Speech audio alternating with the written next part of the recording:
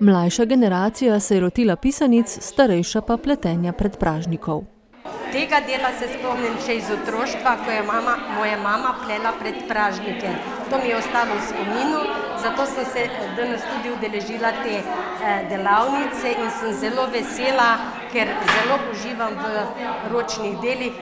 Namen delavnic je kakovostno druženje domačinov ter pridobivanje novih veščin in znanj.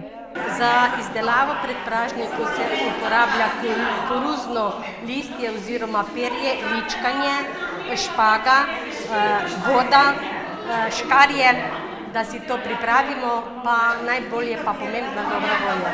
V sklopu projekta Igrišče znanja in druženja v Dobličah so sicer doslej pripravili 6 različnih delavnic, dogodki pa so se odlično prijeli, pove Anja Panjan-Trgovčič, direktorica knjižnice Črnomelj, ki je ena od partnerjev projekta, podprtega tudi z evropskim denarjem.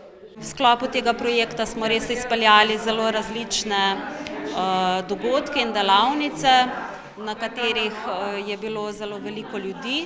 V sklopu tega projekta, skupaj vrednega skoraj 110 tisočakov, so sicer v kraju nasproti gasilskega doma uredili in novembra lani predali namenu Igrišče znanja in druženja.